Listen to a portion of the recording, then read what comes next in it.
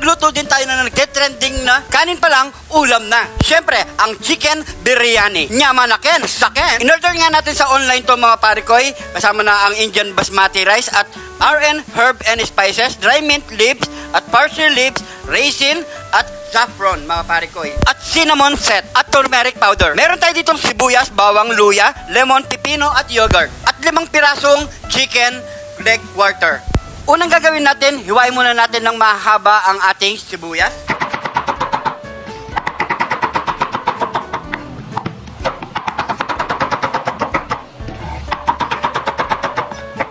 Gagamit din pala tayo ng kamatis mga parikoy para sa panggisa natin.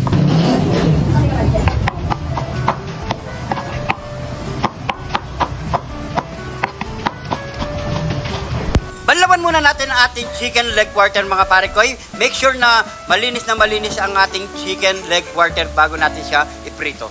Lagyan na natin ng asin at paminta.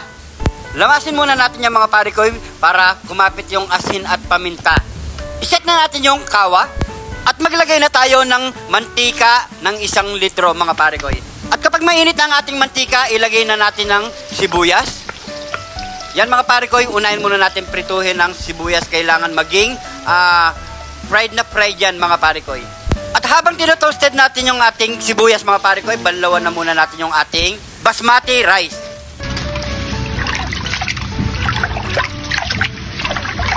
Pagkatapos natin banlawan ng ating basmati rice mga parikoy, yan, lagyan natin uli ng tubig mga parikoy at ibababad natin ng 15 minutes. At kapag ganyan na itsura ng ating sibuyas mga parikoy, yan, fried na yan at kulay brown na yan mga parikoy, iset aside na natin yan. At magpiprito na tayo ng chicken.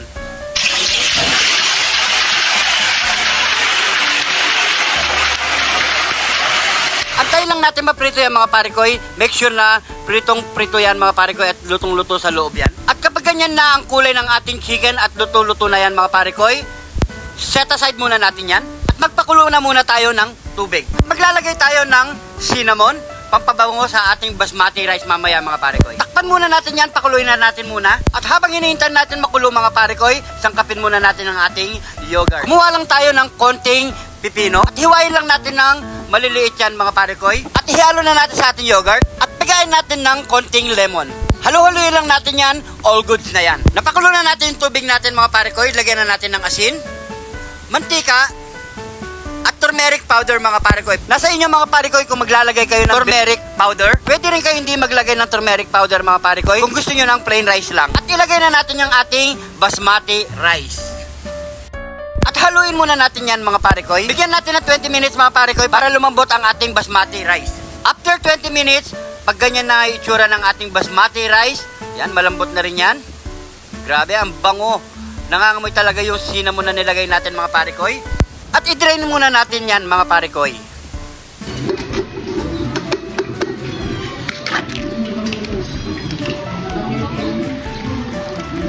Heto na, magsisimula na tayong magluto ng chicken biryani. Nyamanaken, saken. Una pala natin nilagay ang ating luya.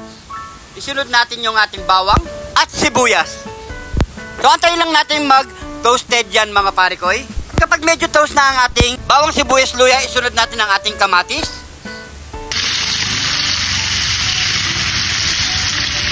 At ilagay na natin ang ating mga chicken leg quarter.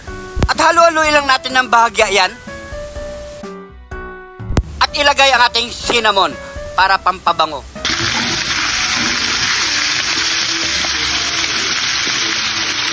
Ilagay na natin yung ating parsley leaves, dry mint leaves,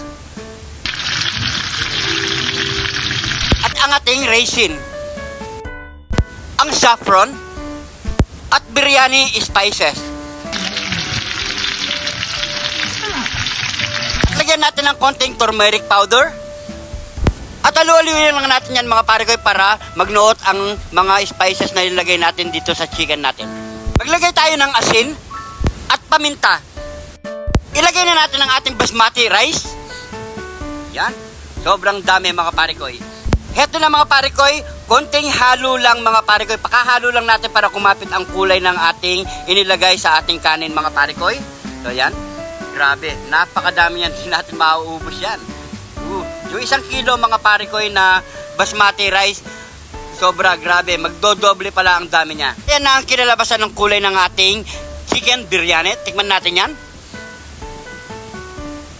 Wow, ang sarap, grabe, ang bango. Nyama na ken sa ken. Heto na ang ating nilutong chicken biryani mga pare ko. Napakabango, grabe. Lalo na sa presentation, ang ganda. Pray muna tayo mga pare ko. Thank you Lord sa napakasarap na pagkain nito Lord. Bless na po yung viewers namin Lord. Bless na po yung sumusuporta sa amin Lord. Bless na po yung family at kalusugan namin Lord. In Jesus name, Amen. So yan, sabayin nyo na po akong kumain mga pare ko. Sulit na sulit ang ating pagod. Napakabusisi pala netong gawin mga pare ko. At pagkatapos naman, solve. Yan mga pare ko. Sulit ang ating pagod. Kain po. Yan o. Grabe. Naglasa lahat. Nyamanaken saken. Yung mga nilagay nating spices talagang malalasahan yung lahat mga pare ko. Yan. Sabayan natin ng chicken.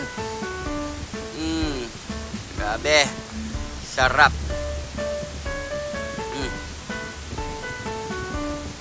Yun. Grabe. Napakabango mga pare ko. Kahit mga kapitbahay napapatingin dito kung ano yung niluluto ko mga pare ko. Yan. Chicken uli. Tapos sausaw natin sa ating ginawang masarap na yogurt. Ayan. Kain po tayo mga pare ko. May buto pa. Sarap. Grabe. Ang sarap. Promise mga pare ko, napakasarap. Chicken biryani. Tsaka yung yogurt natin mga pare ko, naglasa yung nilagay nating pipino at tsaka yung nilagay natin ng konting lemon. At yung ating sibuyas mga pare ko, napakasarap at napakabango mga pare ko, manamis-namis. Enjoy lang po tayong kumain mga pare ko. Yan. Sausaw natin sa yogurt. Ang sarap. Kaya subukan nyo na mga pare ko. Makakapag-order naman kayo sa mga online. So last bites na tayo mga pare ko. Sobrang busog ko na din natin maubos to. Sobrang dami neto. At may mga kasama pa tayong titikim dito mga pare ko. Yan. Kain po tayo.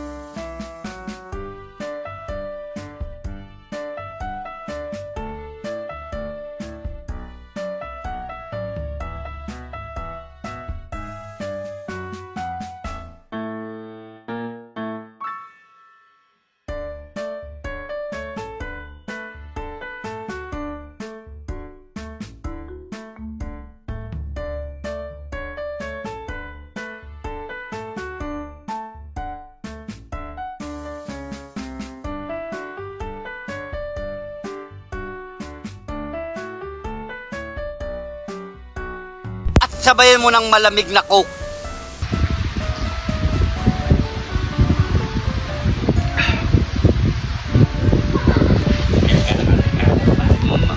Siguro hanggang dito na lang ating video mga pare ko. Kapag nagustuhan nyo ang ating video, paki-share na lang po mga pare ko. So maraming salamat sa panonood. Kung nanonood ka pa hanggang ngayon, paki-comment kung saan umabot ang ating video. Ingat po kayo lagi. God bless po.